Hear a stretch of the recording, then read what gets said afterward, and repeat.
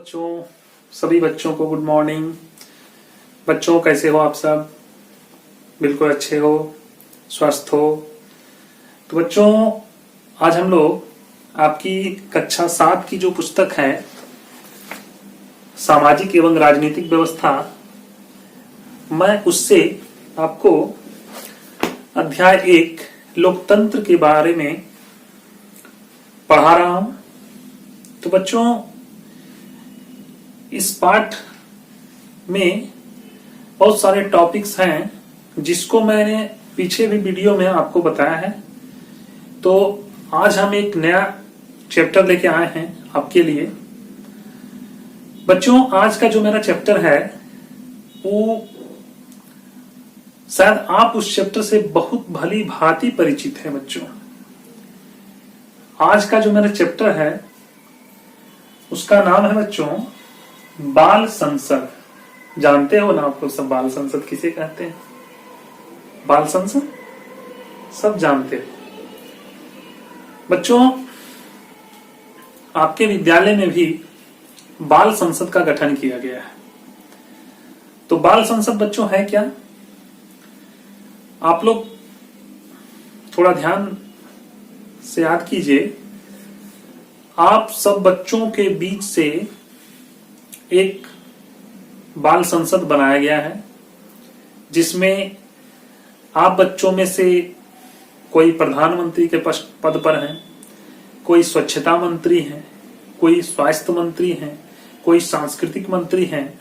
तो इस तरह से आप सभी बच्चों में से ही मंत्री पद का बंटवारा किया गया है।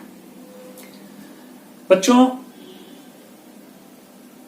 आप सबों के सहयोग से हमारे स्कूल का विकास हो, सभी बच्चों का विकास हो, हमारे विद्यालय का माहौल बहुत सुंदर हो, विद्यालय का वातावरण अच्छा हो, सभी बच्चे पढ़ाई में रुचि लें, आप लोगों का सहयोग हम शिक्षकों को मिल सके। इन सबों को देखते हुए बच्चों सभी विद्यालयों में बाल संसद का गठन किया गया है जिसमें आप भी कोई मंत्री पद में होंगे। तो आप सबों में भी सभी को मंत्री पद दिया गया है। आप सब मिलकर अपने विद्यालय में बहुत अच्छा काम कर रहे हैं। आप अपने पढ़ाई पर ध्यान देते हैं, साथ ही साथ आप एक बाल संसद के मेंबर हैं। तो आप जरूर विद्यालय की सभी गतिविधियों में आप ध्यान देते होंगे। तो बच्चों विद्यालय में बाल संसद का गठन क्यों किया गया? बाल संसद का गठन करने से विद्यालय के बच्चों में क्या विकास हुआ? आप गौर करते होंगे बच्चों, जब से विद्यालय में बाल संसद का गठन किया गया है हमारे विद्यालय के सभी कार्य सुचारू रूप से, ससमय, आपसी सहयोग से, आपसी सामंजस्य से सभी कार्य पूरे होने लगे। जब हम आपसी सहयोग से सभी अपने अपने दायित्वों का निर्वहन करते हैं, सभी कार्य सुगमतापूर्वक से पूरे हो जाते हैं। तो बच्चों बाल संसद का गठन करने से क्या लाभ हुआ? जब विद्यालय में बाल संसद का गठन किया गया तो उससे विद्यार्थियों में क्या विकास हुआ? विद्यार्थियों में क्या परिवर्तन आया? बाल संसद का गठन विद्यालय में विद्यार्थियों में लोकतंत्र की समझ को विकसित करने की एक प्रायोगिक योजना है। बच्चों एक शब्द आया है लोकतंत्र। चूंकि हम अभी लोकतंत्र का ही चैप्टर पढ़ रहे हैं, इस लोकतंत्र अध्याय 1 जो आपका लोकतंत्र का चैप्टर है, इसके पीछे भी लोकतंत्र चैप्टर से 2 वीडियो बनाया गया है और वो मैंने दोनों वीडियो आप लोगों के बीच रखा है। आशा करता हूं कि आप वो वीडियो देख लिए होंगे, और यदि नहीं भी देख पाए होंगे तो इस वीडियो के डिस्क्रिप्शन में वो 2 वीडियो का लिंक आपको मिल जाएगा। तो आप ये वीडियो भी देख लीजिए और वो पीछे का 2 वीडियो भी देख लीजिए, ताकि आपका ये पूरा चैप्टर लोकतंत्र कंप्लीट हो जाए और आप प्रश्नोत्तरी अच्छे ढंग से कर पाए। तो बच्चों, हम लोग इसमें लोकतंत्र पढ़ रहे हैं। लोकतंत्र का मतलब होता है लोगों का शासन, सभी लोग मिलजुल के शासन करते हैं।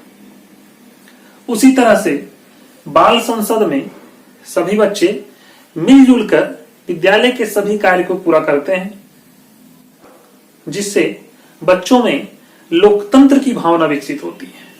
सभी कार्य सभी कोई मिलकर करें, काम आसानी से पूरे हो जाते हैं। तो बाल संसद का गठन विद्यालय में होने से विद्यार्थियों में, बच्चों में लोकतंत्र की भावना का विकास हुआ।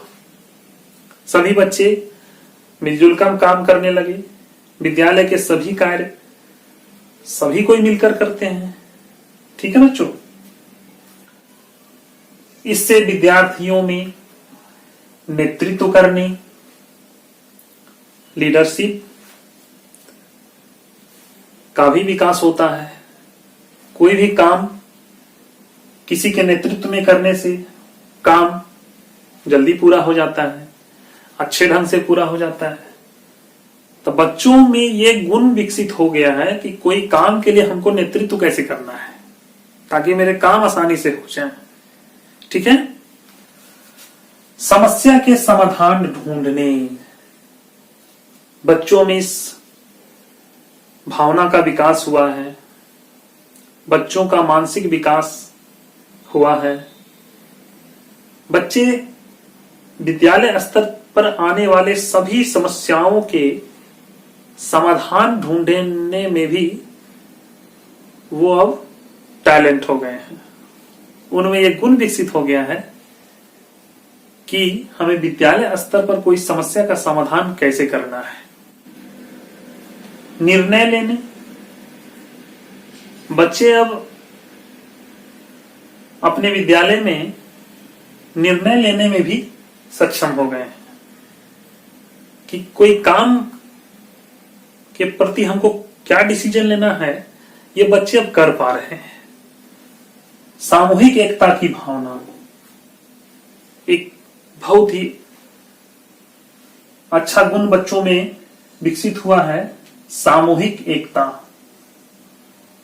बच्चे अब यूनिटी में काम करने लगे हैं।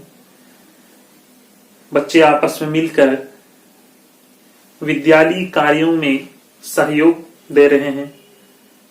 जब सभी बच्चे एक सामूहिक एकता के साथ काम कर रहे हैं तो मेरा काम भी हो जा रहा है और बच्चों में सामूहिक एकता की भावना का भी विकास हो रहा है। तो ये हम लोग अभी देख रहे थे बच्चों कि बाल संसद का गठन बच्चों में कैसे कैसे परिवर्तन ला रहा है। तो हम लोग तो बच्चों में बहुत फायदे देख रहे हैं। बच्चों में बहुत सारी बातों का विकास हुआ है। उनमें एक से एक नए नए गुण आ गए हैं। आज वही बच्चे विद्यालय कार्यों में सहयोग कर रहे हैं। विद्यालय के सभी कार्य आसान हो जा रहे हैं। तो ठीक है बच्चों, अब हम लोग देखेंगे कि विद्यालय में बाल संसद का क्या कार्य है। तो बच्चों, बाल संसद जो है अधिकतम 80 सांसदों को मिलकर बनाया जा सकता है। पहले हम सभी सांसदों का चुनाव करते हैं और उन सांसदों में से हम लोग मंत्रियों को चुनते हैं और सबों को एक व्यक्तिगत जिम्मेवारी दी जाती है कि आप इस विभाग के मंत्री हैं। अगर आप स्वच्छता मंत्री हैं, आपको साफ सफाई देखना है। आप पोषण मंत्री हैं तो आपको पोषण से संबंधित कार्य देखना है। आप अगर प्रधानमंत्री हैं तो आपका ये कर्तव्य बनता है कि सभी मंत्रियों के साथ आपसी मंत्रणा करके विद्यालय की समस्याओं को, विद्यालय के कार्यों को कैसे हम पूरा करते हैं। तो इस तरह से बच्चों अधिकतम 80 सांसदों से हम बाल संसद बना सकते हैं। अब ये 80 सांसद की जो बात आई तो ये हमारे विद्यालय में बच्चों की संख्या पर निर्भर करता है। मान लीजिए 80 से कम बच्चे ही हमारे विद्यालय में हैं तो हम 80 का संसद कहां से बनाएंगे। तो इसलिए अधिकतम 80 सांसद हम लेकर एक बाल संसद का गठन करेंगे। ठीक है बच्चों, अब हम लोग देखेंगे कि बाल संसद के विद्यालय स्तर पर क्या कार्य है। तो हाँ, तो बच्चों अब हम लोग जानेंगे कि बाल संसद का क्या उद्देश्य है। आखिर बाल संसद हमारे विद्यालय में बनाया गया है तो उसके पीछे क्या उद्देश्य है। और आप देखेंगे बच्चों कि जो जो उद्देश्य मैं इसमें बताने जा रहा हूं वो हमारे विद्यालय में पूरे हो रहे हैं। हमारे विद्यालय का माहौल और बेहतर हो रहा है। तो देखिए बच्चों कि बाल संसद के क्या क्या उद्देश्य हैं। तो मैं सभी बिंदुओं पर चर्चा करूंगा। आप ध्यान से मेरी बातों को समझें, सुने और जो मुख्य बातें हैं आप वीडियो को बीच में रोककर आप लिख सकते हैं। तो देखिए बच्चों, सबसे पहला उद्देश्य है बाल संसद का विद्यालय विकास हेतु नई नई योजनाएं बनाना। हमारे विद्यालय का कैसे विकास हो, विद्यालय में क्या क्या चीजें हो। बाल संसद के बैठक में बाल संसद के सभी सदस्य आपस में बैठकर योजनाएं बनाते हैं कि हम ऐसा क्या करें ताकि हमारा विद्यालय विकसित हो। ठीक है, आते हैं हम लोग पॉइंट दूसरा पर, विद्यालय के शिक्षण कार्य को बेहतर संचालन में सहयोग करना। विद्यालय का जो शिक्षण कार्य है उसका संचालन बेहतर ढंग से कैसे हो, इसमें भी बाल संसद सहयोग करता है। बाल संसद शिक्षकों की मदद करता है। बाल संसद शिक्षण कार्य में अपनी रुचि दिखाता है ताकि विद्यालय में जो शिक्षण कार्य है वो बेहतर हो पाए। आगे है बच्चों, विद्यालय के बच्चों को प्रकृति और पर्यावरण के प्रति संवेदनशील बनाना। बाल संसद बच्चों में एक गुण विकसित, ऐसा गुण विकसित करते हैं जिससे कि बच्चों में प्रकृति और पर्यावरण के प्रति रुचि आए। इसके लिए बाल संसद सभी बच्चों के सहयोग से विद्यालयों में वृक्षारोपण कार्यक्रम का आयोजन मान लीजिए कर दिए। सभी बच्चे मिलजुल कर अपने विद्यालय में वृक्ष लगा रहे हैं, पौधे लगा रहे हैं। तो इससे क्या हो रहा है, बच्चों के मन में, बच्चों में प्रकृति के प्रति एक संवेदनशीलता आ रही है। कक्षा में सीखने का माहौल विकसित होता है। बच्चों में अब रुचि आ गई है, बच्चे सीखना चाहते हैं। तो इससे क्या होता है कि सीखने का एक माहौल विकसित होता है। बच्चों में संपूर्ण व्यक्तित्व का विकास करना। बाल संसद का जब गठन हो जाता है, बच्चों को एक जिम्मेवारी दी जाती है, बच्चों का एक विभाग दिया जाता है, बच्चों को व्यक्तिगत कार्य दिया जाता है। इससे बच्चों में व्यक्तित्व का विकास होता है, बच्चे संपूर्ण विकास करते हैं, बच्चे एक्टिव हो जाते हैं सभी कार्यों के प्रति। विद्यालय को समुदाय से जोड़ना। बच्चों की भागीदारी से हमारा जो विद्यालय है उस समुदाय से जुड़ जाता है। समुदाय के लोग विद्यालय से अपना जुड़ाव बना लेते हैं। विद्यालय प्रबंधन से जुड़े विषयों की पहचान और ठोस निर्णय लेना।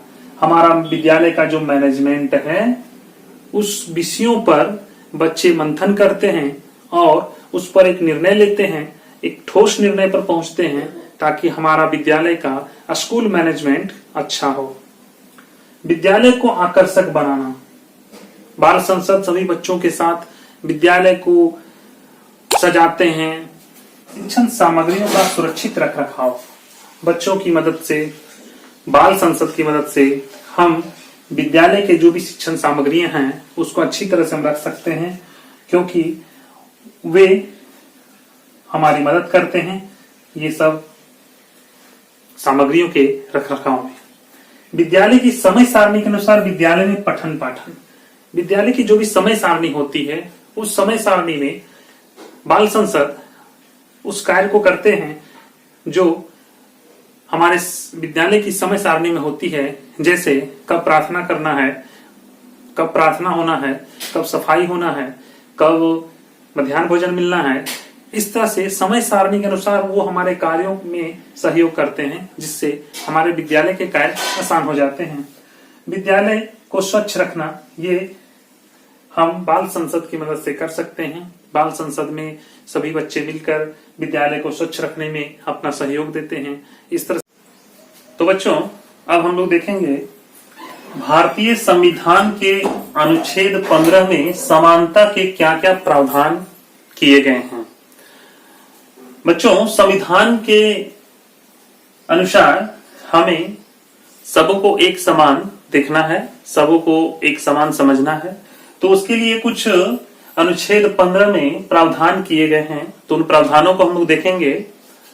पहला है, राज्य किसी नागरिक के विरुद्ध केवल धर्म, मूलवंश, जाति, लिंग, जन्म स्थान या इनमें से किसी के आधार पर कोई भेदभाव नहीं करेगा।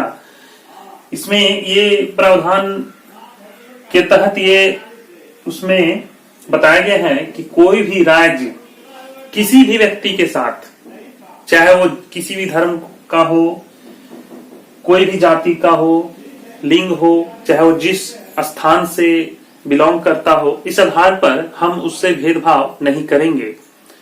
दूसरा है, कोई नागरिक, ये तो राज्य का हुआ बात, अब कोई भी नागरिक धर्म के आधार पर, मूल वंश के आधार पर, जाति, लिंग, जन्म स्थान के आधार पर, किसी के आधार पर कोई भेदभाव नहीं करेगा। सभी को एक समान देखना है, समानता के सिद्धांत पर हमें चलना है, यानी हम किसी के साथ भेदभाव नहीं कर सकते हैं।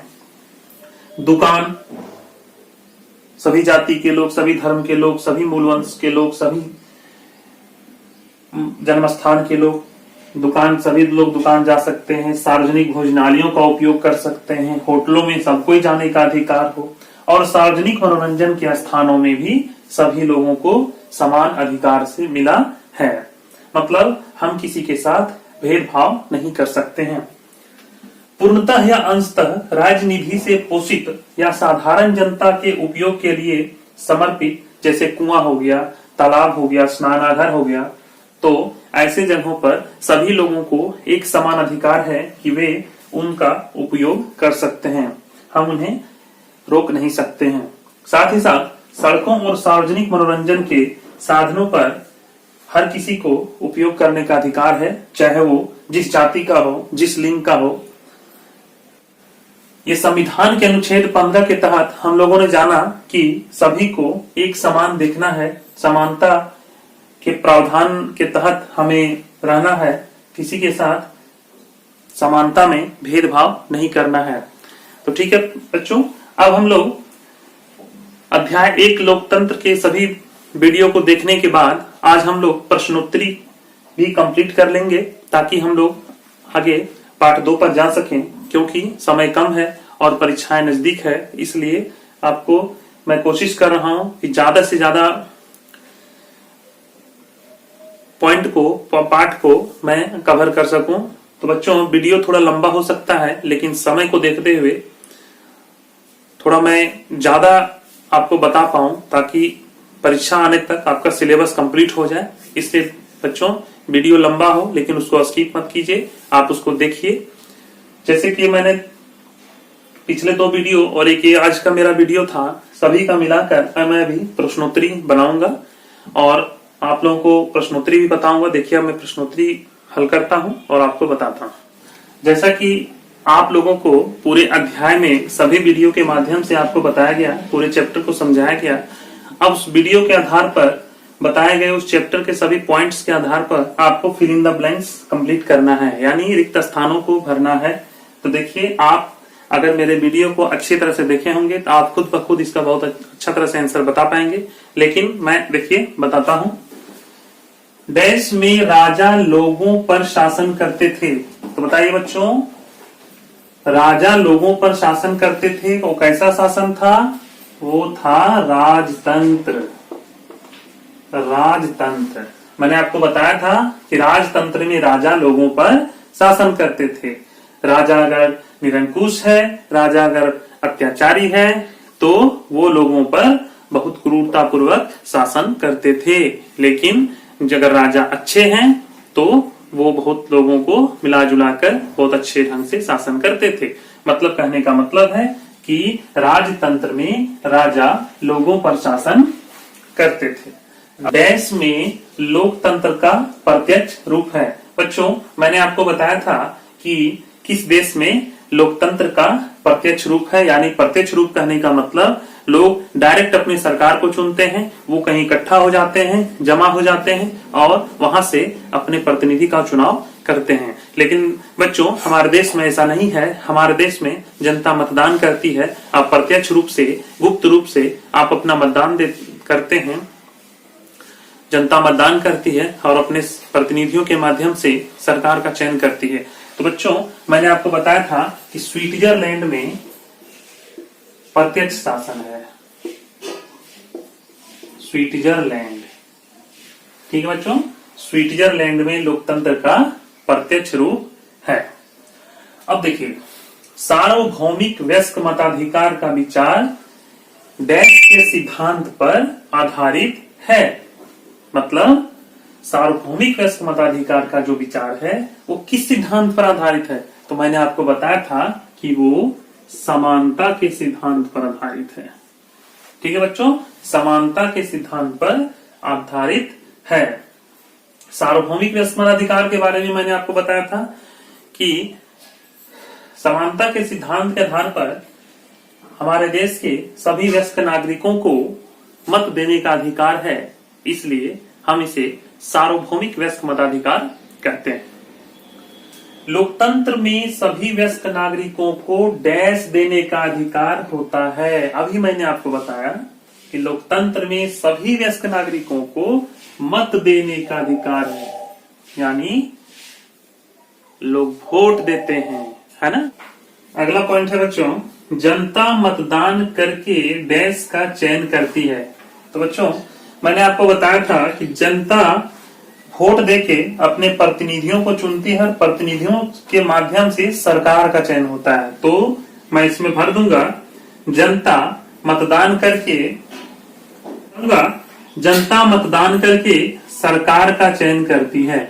ठीक है बच्चों, तो ये आपका रहा रिक्त स्थानों की पूर्ति कीजिए। अब हम लोग इस पाठ के प्रश्नोत्तरी को कंप्लीट करेंगे। जैसे कि आप देख पा रहे हैं, निम्न प्रश्नों के उत्तर दीजिए। ये तो एक एक करके मैं आपको प्रश्नोत्तरी के आंसर दे रहा हूं। बच्चों आप वीडियो को पॉज करके इसको कॉपी में जरूर कर लें ताकि परीक्षा में आप इसका आंसर दे पाए। ठीक है बच्चों, हम लोग प्रश्नोत्तरी करते हैं। तो बच्चों प्रश्न 1, समानता के लिए किन 3 कानूनी प्रावधानों को लिखिए। ठीक है, समानता के लिए जो कानूनी प्रावधान किए गए हैं, जिसे मैंने आप लोगों को बताया है, उन 3 प्रावधानों को आपको यहाँ पे लिखना है। तो देखिए मैं इसका आंसर लिख दिया हूं, कानूनी प्रावधान। ठीक है, पहला है, कानून की नजर में हर व्यक्ति समान है। देश के सभी लोगों को कानून का पालन करना अनिवार्य है, चाहे वह साधारण मजदूर है या फिर कोई अधिकारी।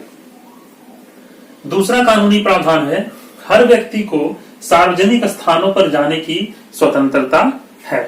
तीसरा कानूनी प्रावधान है अस्पृश्यता को दंडनीय अपराध घोषित किया गया है। ठीक है बच्चों, तो ये तुम्हारा पहला क्वेश्चन था।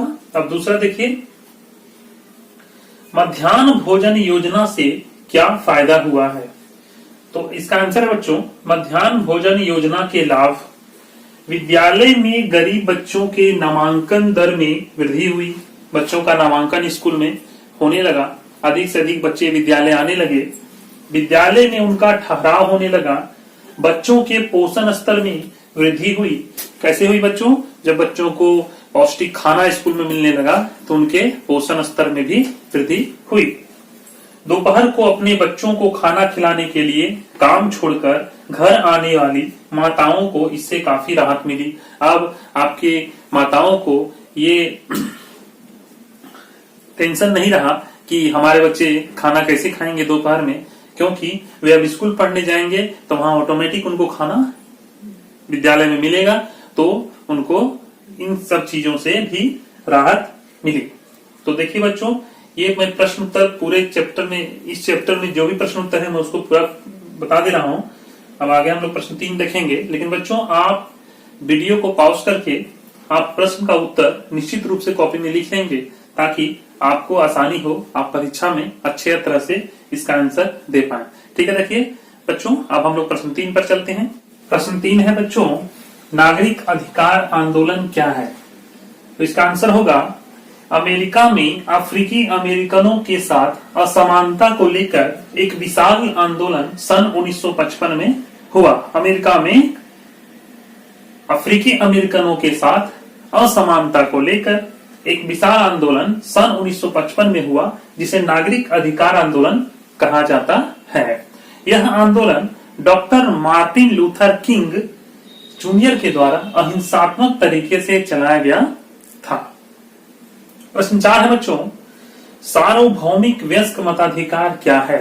इसके बारे में मैंने आपको पिछले वीडियो में बताया है कि भारत जैसे लोकतांत्रिक देशों में वयस्क नागरिकों को मत देने का अधिकार प्राप्त है। इसे सार्वभौमिक वयस्क मताधिकार कहते हैं। मतलब हमारे देश में सभी वयस्क नागरिकों को वोट देने का अधिकार हो, वे अपना वोट दे सके, इसे ही हम लोग सार्वभौमिक वयस्क मताधिकार कहते हैं। किसी सफल लोकतंत्र की 2 विशेषताओं को बताइए। हम कैसे कह सकते हैं कि हमारा जो लोकतंत्र है वो सफल है? तो ऐसा क्या विशेषता होना चाहिए ताकि एक लोकतंत्र को सफल माना जाएगा? तो देखिए बच्चों, सफल लोकतंत्र की विशेषताएं, ऐसी कौन सी विशेषताएं हैं? सभी लोगों को मत देने का वैधानिक अधिकार प्राप्त हो। मतलब सभी लोग अधिकार ये रखे कि वो समय पर अपने वोट के द्वारा अपने प्रतिनिधियों को चुनकर सरकार का गठन कर सके। दूसरा है, सभी नागरिकों को अन्य क्षेत्रों में समान अवसर प्राप्त हो। यानी समानता का सिद्धांत लोकतंत्र को बहुत इंगित करता है। यानी सभी क्षेत्रों में अगर सभी लोगों को एक समान अवसर प्राप्त हो रहा है तो हम कह सकते हैं कि हमारा लोकतंत्र एक सफल लोकतंत्र है। तो ठीक है बच्चों, ये था मेरा अध्याय 1 लोकतंत्र, जिसके लिए मैंने पूर्व में भी आपको वीडियो बनाकर आप सबों के समक्ष रखा और इस वीडियो में भी मैंने बहुत सारी बातों को रखा। तो मैंने इसके प्रश्नोत्तरी को भी आप लोगों को कंप्लीट करवा दिया है। अब हम लोग अगले अध्याय में आपसे अगले वीडियो में मिलते हैं। बच्चे आप लोग इसे जरूर अपने कॉपी में कर लें। तब तक मैं सुजय कुमार आप सभी बच्चों का अगले वीडियो में स्वागत करता हूं।